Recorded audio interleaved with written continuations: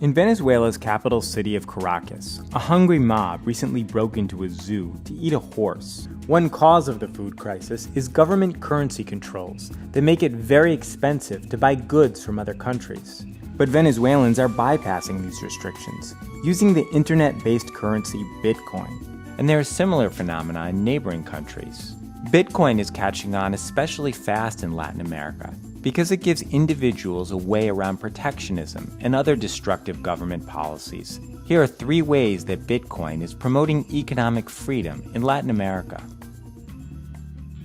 Bitcoin, it's an alternative to using government money, and I think that's a game changer. Rodriguez Souza is a US-based entrepreneur who operates Sir Bitcoin, which is an online marketplace where Venezuelans buy and sell government-issued bolivars for bitcoins. Sir Bitcoin's monthly trade volume has tripled in the last year alone, as more and more Venezuelans have started using Bitcoin. An advantage of Bitcoin is that while the government regulates and restricts the flow of money in and out of the country through the banking system, Bitcoin circumvents the banks because it's an internet-based currency. It's not only government, nobody controls Bitcoin. And now a growing community of Venezuelans are using their Bitcoins to buy food from e-commerce sites like Amazon and Walmart.com. The packages are routed to one of a handful of Miami-based courier services, and then shipped to Venezuela, where they're delivered to the homes of people trapped in this starving nation.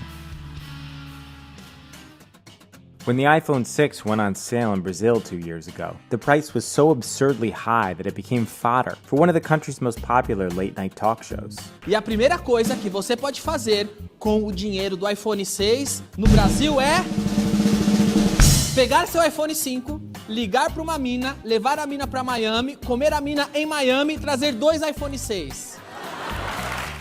The explanation for this high price is that the country charges an import tariff on foreign goods that runs as high as 60%.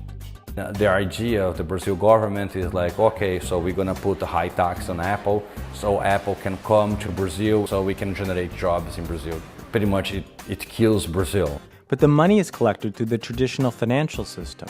Today, a growing number of Brazilians are avoiding the import tax by purchasing products like iPhones with Bitcoin. This way, the government simply has no way of knowing how much Brazilians are spending buying goods from abroad. Bitcoin is also an effective tool for avoiding taxes when moving investment capital into Brazil. We actually work with some venture capital funds, some private individuals that are investors in Brazil and want to bring money to Brazil. Tiago Caesar is the founder and CEO of Bit1. The company helps clients get around a 27.5% foreign exchange tax when bringing money into the country by using Bitcoin. But circumventing protectionist tariffs isn't just for investors. Average Brazilians traveling abroad will find that they're automatically hit with a 6.38% levy every time they swipe a debit or credit card. Many have realized if they use a Bitcoin credit card from Zappo or ADV Cash, they can escape the tax altogether.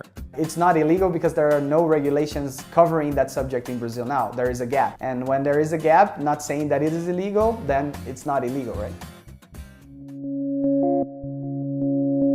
Starting a new business in Brazil takes about 14 times as long as it does in the United States. And in the 2016 Index of Economic Freedom, the country ranked a dismal 122nd. Brazilian entrepreneur Edelson Ossario believes that Bitcoin can help solve this problem. Not the currency itself, but rather the database file, where transactions are recorded in the Bitcoin network. That database is known as the blockchain, and it's a computer file with a unique architecture that means it can never be altered or tampered with. Writing information to the blockchain is like inscribing a message in wet cement. This incorruptible file, enthusiasts believe, has the potential to fill the void left by Latin America's weak government institutions. For example, in Honduras, one company has explored moving land titles from ancient paper volumes to the Bitcoin blockchain, where citizens of the country can verify that they haven't been secretly altered. Ossario has a similar vision for how the blockchain can provide the trust that's sometimes missing from Brazil's government institutions. A gente tem governo que não é famoso pela sua idoneidade. Eu acho que então o potencial de uso do blockchain no Brasil é maior. Ele pode ajudar mais a população. Specifically, his idea is to use the blockchain to disrupt Brazil's notorious notary industry, which is a major source of red tape.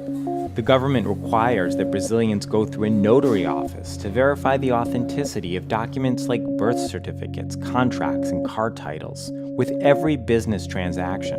Osario's company offers a different method for verifying documents that eliminates the hassle. Called Original My, the website he built allows customers to upload encrypted representations of their important documents to the blockchain. Then, at any point in the future, it's possible to prove a document's authenticity by checking it against the original. And the hope is that this new system for establishing trust will improve the country's business climate. E o blockchain ele tem o poder de trazer para a sociedade mais transparência, trazer o poder de volta para as mãos da população e renovar todo esse cenário de política pública antiga.